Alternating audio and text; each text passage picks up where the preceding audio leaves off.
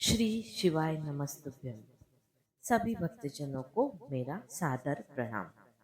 जन्माष्टमी जन्माष्टमी भगवान श्री कृष्ण का जन्मोत्सव भारत के सभी महत्वपूर्ण त्योहारों में से एक है। इस दिन को मनाने का तरीका कई स्थानों पर अलग अलग है, लेकिन इसका मुख्य उद्देश्य भगवान कृष्ण की भक्ति और उनके द्वारा सिखाए गए महान विचारों को याद करना। भगवान कृष्ण का जीवन और उनके विचार हमें जीवन के हर क्षेत्र में मार्गदर्शन देते हैं। भगवान कृष्ण की जीवन लीला से सीखने वाली 5 बड़ी बातें। प्रभु ने जो लीला रची उनसे 5 बड़े संदेश मिलते हैं। सबसे पहला कि जीवन में कर्मों का फल सबको भोगना पड़ता है।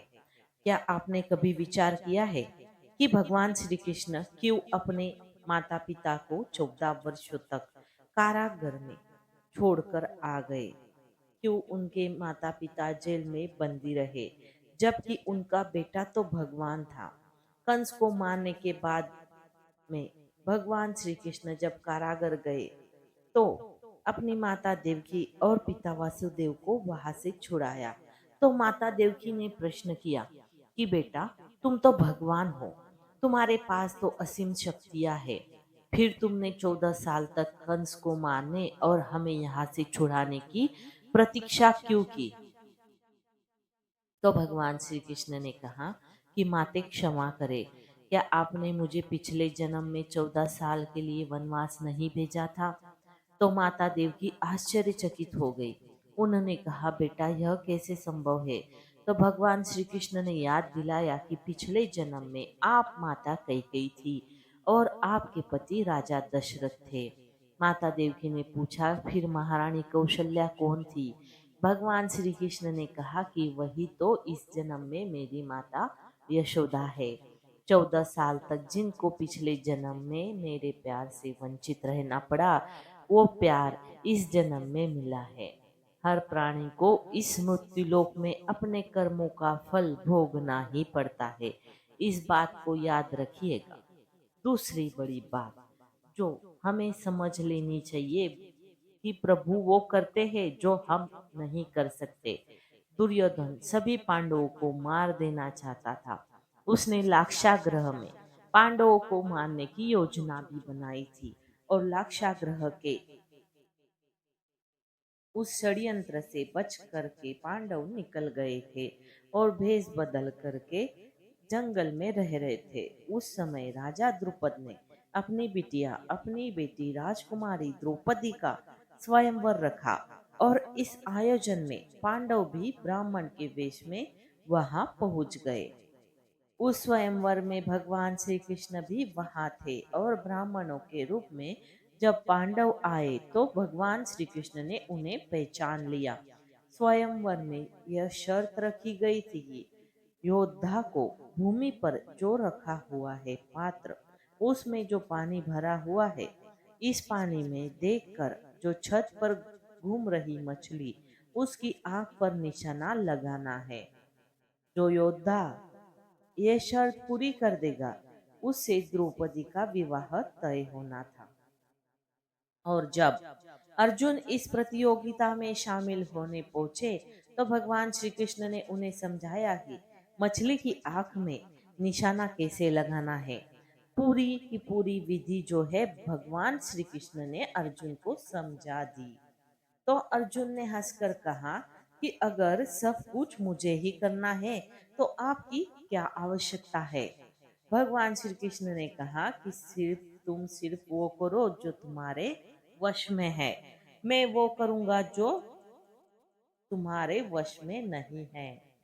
अर्जुन ने कहा, वो क्या है? तो भगवान ने कहा कि मैं हिलते हुए पानी को स्थिर कर दूंगा ताकि तुम्हें निशाना लगाने में परेशानी ना हो।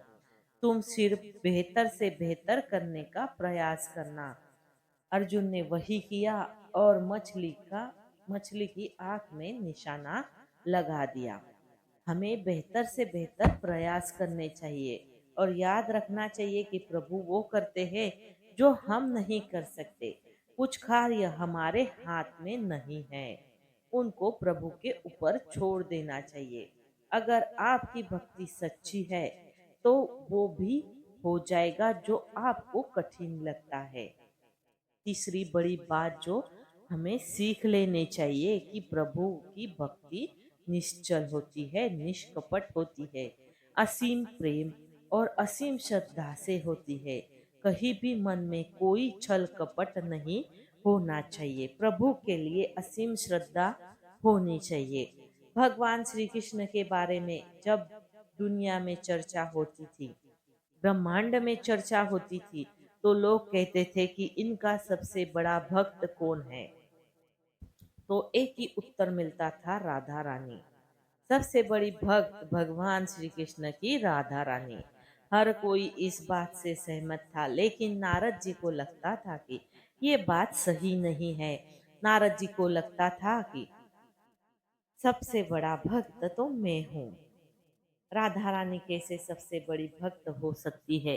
तो एक बार नारद जी भगवान श्री कृष्ण से मिलने के लिए द्वारकापुरी पहुंच गए, और जैसे ही नारद जी को आता देख भगवान श्री कृष्ण ने अपना सिर पकड़कर बैठ गए।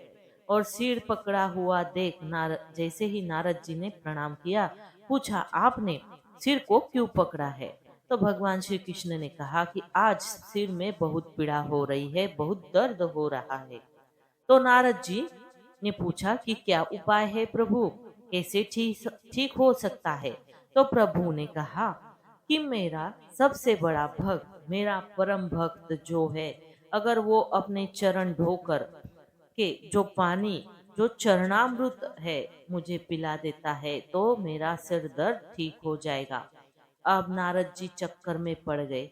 उन्होंने उन्हें लगा कि मैं सबसे बड़ा कृष्ण भक्त तो हूँ, प्रभु भक्त तो हूँ, लेकिन मैं अपने चरण धोकर के जो पानी है, वो चरणामृत अगर प्रभु को पिलाऊंगा तो मुझे नरक जाने का पाप मिलेगा। फिर उन्होंने सोचा कि जो राधा रानी है उनकी भक्त है, आप अपने आप को श्री कृष्ण की सबसे बड़ी भक्त मानती है, तो प्रभु से आगे लेकर वो राधा रानी के महल में गए और उन्होंने बताया कि प्रभु के सिर में पीड़ा हो रही है। राधा जी को एक क्षण का भी विलंब नहीं हुआ। उन्होंने अपने चरण धोकर जो चरणामृत था, जो पानी था, उसी कटोरी में ला कर दिया। नारद जी को कहा कि आप लेकर जाइए। उन्होंने कहा कि मैं नहीं जानती कि मैं भगवान श्री कृष्ण की कितनी बड़ी भक्त हूँ, लेकिन मेरे प्रभु पीड़ा मेरे प्रभु को पीड़ा हो रही है तो मैं ये देख नहीं सकती। राधा जी की जब ये बात कही तो सच्ची भक्ति के भाव उन्होंने सुने। तो नारद जी ने भी प्रणाम किया और कहा कि आप ही प्रभु की सबसे बड़ी भक्त है, और प्रभु श्री कृष्ण ने जो ये लीला रची है, ये सिर्फ न सिर्फ मुझे संदेश देने के लिए ही रची है कि जो भक्ति है वो संपूर्ण भाव से, संपूर्ण श्रद्धा से होती है। दोस्तों, चौथी बड़ी बात यह है कि भगवान श्री कृष्ण के उस नाम से हमें मिलती है जिसका नाम है रणछोड़ दास। कहते हैं कि भगवान श्री कृष्ण ने रण छोड़ दिया था एक बार, और ये सीख मिलती है कि जीवन में कभी भी अनावश्यक अपनी ताकत का जो है लोगों के सामने दिखावा नहीं करना चाहिए। भगवान श्री कृष्ण चाहते तो सब कुछ कर सकते थे, लेकिन उन्होंने अनावश्यक अपनी ताकत का कभी भी प्रदर्शन नहीं किया। महाभारत में भी जो सारथी बने थे, योद्धा नहीं बने। अर्जुन से कहा कि तुम्हारा युद्ध है, तुम्हें ही लड़ना होगा, और एक बार तो उन्होंने रण छोड़ दिया था। भगवान श्री कृष्ण का जन्म हुआ था कंस का वध करने के लिए, और ये जो पृथ्वी लोक है इसके अत्याचारों से, कंस के अत्याचारों से मुक्त कराने के लिए। और जब वो किशोर अवस्था में गए तभी उन्होंने गोकुल से मथुरा आए और दुष्ट कंस का वध कर दिया। कंस की मृत्यु से दुखी हुए उसके ससुर जो थे जरासंध, उन्होंने एक बड़ी सेना लेकर आक्रमण कर दिया। और जरासंध जब आया तो उसके साथ शिशुपाल और कालियावन जैसे शक्तिशाली राजा भी थे। और जैसे उनको मालूम चला कि भगवान श्री कृष्ण को और बड़े भैया को, तो इस युद्ध को टालने के लिए और जो निर्दोष नागरिक थे उनकी जान बचाने के लिए प्रभु ने अपनी लीला रची और रातों रात वहां के नागरिक थे उनको एक नगरी समुद्र के किनारे द्वारिका बसा करके वहां सीधा भेज दिया। अगले दिन जब जैसे ही भोर हुई और जैसे ही युद्ध को प्रारंभ हुआ तो जरासंध जो कि कंस के ससुर थे वो आए, उसको उसके साथ बाकी के राजा भी आए और इन दोनों भाइयों को मारने के लिए उन्होंने शस्त्र उठाए। तो दोनों भाई रण छोड़ करके भागने लगे और उनके पीछे जरासन और कालियावन जो राजा भागने लगे थे। कालियावन जो था वो बड़ा निर्भीक और निडर था, क्योंकि उसे देवताओं का वरदान भी मिला था कि उसकी हत्या किसी अस्त्र से शस्त्र से नहीं होगी। ऐसे लग रहा था कि उसे कोई मार नहीं सकता। तो भगवान श्री कृष्ण का पीछा करते करते वो गुफा में जा पहुंचा। उस गुफा में राजा मुचकुंद जो वहां सोए थे, जिन्हें इंद्र से वरदान दिया था कि उन्हें जो भी उठाएगा अगर नींद में उनकी व्यवधान डालेगा तो व्यवधान जैसे ही डालेगा और जैसे ही वो उठेंगे नींद से जगेंगे बेवजह उसको जैसे ही देखेंगे कि वो जल करके भस्म हो जाएंगे। तो भगवान श्री कृष्ण ने अपनी दूसरी लीला रची, जो मुचकुंद सोए थे उनके ऊपर अपने पीताम्बर डाल दिया और खुद छुप करके बैठ गए। कालियावन जैसे ही वहां पहुंचा तो उसे लगा भगवान श्री कृष्ण जो है सोए हैं, तो उठाने के लिए उसने एक लात मारी और जैसे ही निद्रा खुली राजा मुचकुंद की उन्होंने जैसे ही देखा कालियावन को इंद्रदेव का वरदान था। कालियावन जल करके भस्म हो गया और उसके बाद राजा मुचकुंद को भगवान ने अपने चतुर्भुज रूप में दर्शन दे और मोक्ष का वरदान भी दिया। जो जरासन था उसको भी उन्होंने भीम के द्वारा उसका वध करवाया। तो भगवान श्री कृष्ण ने यहाँ पर दो बातें कही है, समझाई है। देवताओं के वरदान का भी उन्होंने मान रखा और युद्ध से भाग करके उन्होंने यह बताया कि निर्दोष नागरिकों की भी जान बचाई जा सकती है। बेवजह अनावश्यक अपनी ताकत का प्रदर्शन नहीं करना चाहिए। और पांचवी बड़ी सीख जो मिलती है, मदद से दूर रहना चाहिए, यानी कि ईगो से अहंकार से दूरी बनाकर रखनी चाहिए। एक बार भगवान श्री कृष्ण की रानी जिनका नाम था सत्यभामा और भगवान श्री कृष्ण एक बार उनके साथ सिंहासन पर विराजमान थे और उनके आसपास ही गरुड़ जी सुदर्शन चक्र थे, बहुत तेज जो दिखाई पड़ रहे थे सुदर्शन चक्र। तो पास बैठी सत्यभामा ने भगवान श्री कृष्ण से बातों बातों में प्रश्न किया कि हे प्रभु, जो आपने त्रेता युग में राम अवतार लिया था तो आपकी पत्नी सीता थी, क्या वो भी मुझसे अधिक सुंदर थी? तो भगवान समझ गए कि इनको घमंड हो चुका है, अहंकार आ चुका है। तब गरुड़ जी ने कहा, प्रभु क्या मुझसे भी कोई तेज उड़ सकता है, तीव्र उड़ सकता है? सुदर्शन चक्र भी चुप नहीं रहा। उसने भी कहा कि प्रभु मैंने आपको इतने युद्ध में विजय दिलाई है, क्या मुझसे भी कोई शक्तिशाली है? तो भगवान श्री कृष्ण समझ गए कि तीनों को अहंकार हो चुका है। तो उन्होंने कहा कि एक काम कीजिए, आप हनुमान जी के पास जाइए और उस उनसे कहना कि उनके जो प्रभु है श्री राम और माता सीता वो प्रतीक्षा कर रहे हैं। इसके बाद प्रभु ने सत्यभामा जो रानी थी उनसे कहा कि माता सीता के रूप में तैयार रहिए और स्वयं प्रभु श्री राम का अवतार ले चुके और सुदर्शन चक्र से कहा कि आप जो द्वार है मुख्य द्वार वहां पर पहरा दीजिए। बिना मेरी आज्ञा के कोई भी प्रवेश नहीं करने चाहिए।